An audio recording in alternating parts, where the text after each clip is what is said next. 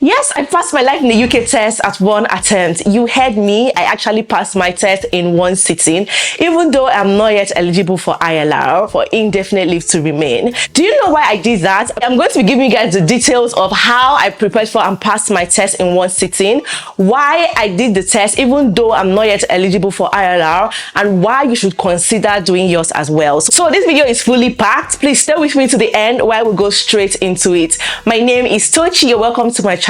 Please give this video a thumbs up if you get value. Kindly share it to everyone that benefit from it. To all my returning subscribers, you guys are amazing. You're welcome back to today's video. If you're yet to subscribe, I don't know what you're waiting for, because I share amazing content on this channel that you definitely love. So please consider sticking around with me. First of all, this video does not serve as an immigration advice of any form. This is just me sharing my experience and my story on how I sat for and passed my life in the UK test in one sitting. If you need an expert immigration advice, do well to get one.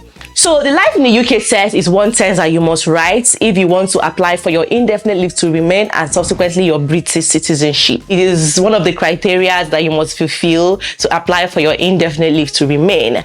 And for those on work visa like myself, you have to have lived in the UK for 5 years to be eligible to apply for your indefinite leave to remain. So for me, I moved to the UK in 2020, and this year is just making it 4 years of me staying or living in the UK, right? So I am not qualified to apply for my indefinite leave to remain. But guess what? I wrote the test anyways, and I passed in one sitting.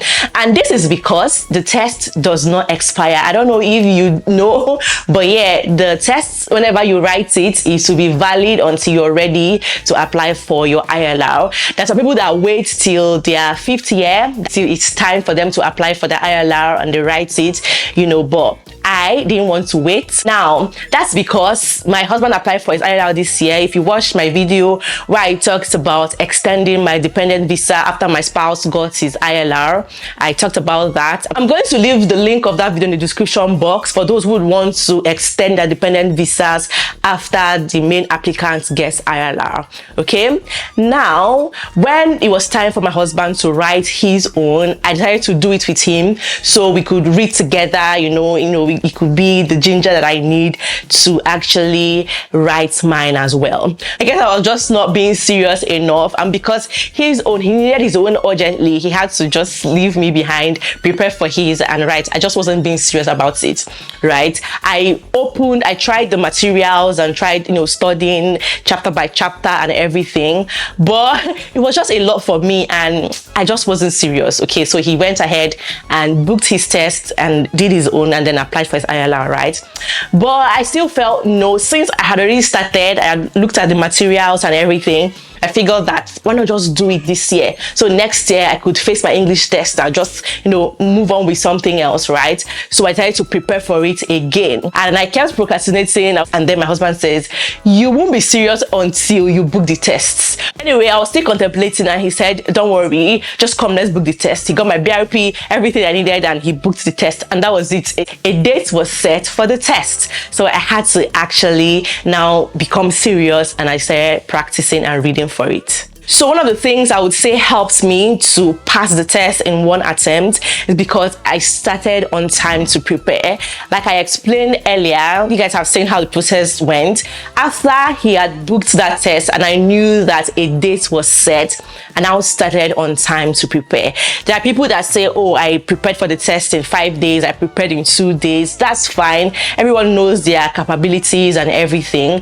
But I knew that, you know, there was just a lot to cover, guys. There's a lot to read, a lot of dates, a lot of names. There are lots of things you need to read and know about to be prepared for the test. So I gave myself time to actually read and understand and just be sure that I'm prepared for the test. So that was what helped me. Also, I would say I use available and relevant resources out there to prepare for the test, right?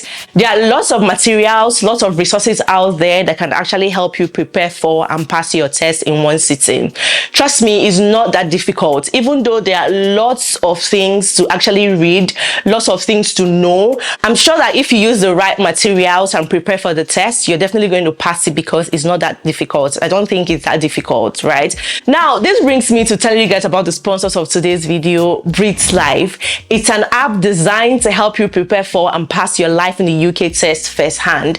This app is called Breathe Life in the UK test. It will definitely help you. It's a great material. It's a great resource that will help you prepare for and pass your test. Trust me, guys, you need to download the app. I'll leave the links in the description box. You can download it via the Apple App Store, Google Play Store, and check it out. Use it to prepare for your test. Guys, trust me, you're definitely going to love it. It's super helpful, and then you can thank me later, okay? See, just like me, you might want to just check it out, prepare for it, and get it out of the way because it's not as hard as it sounds, so long as you have the right resources and you prepare for it. Like I established in the beginning of the video, you don't have to wait till the year you are eligible to apply for your ILR. You can just do it now, especially if you have time on your hands, you know, you can just do it now, prepare for it, pass it, and get it out of the way, knowing that it doesn't expire. And the truth is, they repeat questions a lot, so if you familiarize yourself with the past questions and everything, you're likely going to pass. So now that they are still repeating questions a whole lot, I think you should just write it and get it out of the way, because you never can tell. UK has a way of just changing rules, regulations, laws, and everything. So they might just wake up tomorrow and say they want to change everything about life in the UK test or something like that, and it's just £50. So now that it's still £50, you know, and the questions are recurring. There are questions that are, you know, easy, questions that if you prepare well, you're definitely going to pass. I think it's time for you to consider writing yours as well, whether you are eligible for it now or not. Okay, the good thing is that it doesn't expire.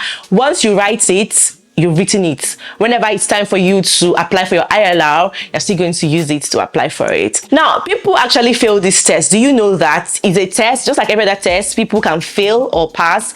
So it's up to you to prepare very well for it so that you don't go more than once. Yes, the test is just £50, but imagine what it does to you if you keep failing and rewriting the test. I met a lady there who said this was her 5th time, you know, for coming for that test. Okay, so people actually fail this test. That is why you need to really prepare for it and understand it so that you don't write it more than once. Another thing that helped me is that I use mnemonics. You know, I use acronyms to, you need to see me reading this test. Like, it was funny. Sometimes I laugh at myself at the things that helped me, the way I just use acronyms or things that I'm familiar with to remember dates and names, because there are lots of names, guys, lots of names. Imagine learning about the history of the UK and everything. There are lots of dates to note. There are lots of names to learn about, lots of things actually.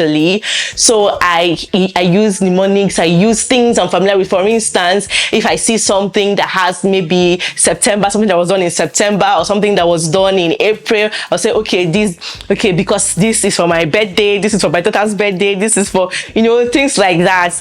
And maybe they say something happened in Wales, there's something in Wales, I'll say, okay, who lives in Wales? I'll say, okay, this person eats this food. You know, I was actually using things I'm familiar with and comfortable with to actually remember a lot of names, a lot of things, because trust me, there are lots of names to learn. Okay, so that really helped me. The funny thing is, there are lots of things to read and remember, but the questions are just 24 and you're meant to pass 18, right? You're meant to get 75% for you to pass the test. So it's just funny that there are lots of things to read and you just have to answer only 24 questions. Get what I mean? But the good thing is, if you prepare very well, the test is going to be very easy for you because they repeat questions a lot. You know, so knowing all that really helped. And even while I was in the exam hall, I was able to count up to 18 questions that I was really sure of. I was just counting. After writing, I went back and started counting. Okay, I'm sure of this, I'm sure of this, you know. And then when I counted up to 19, I said, even if I'm not sure of the rest, at least I'll pass the test, you know. It was really funny thinking about it now, you know. It was crazy. But yeah, I just didn't want to go back. And that was another thing that helped me, which takes me to the next point.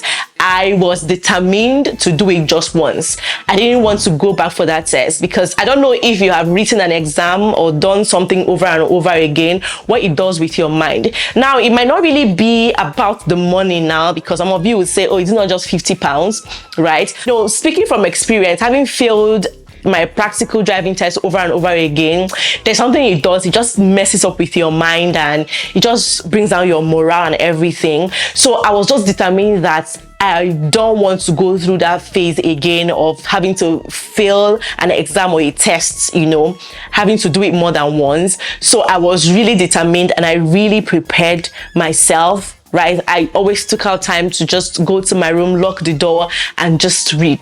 Okay, and just study, and I give myself time.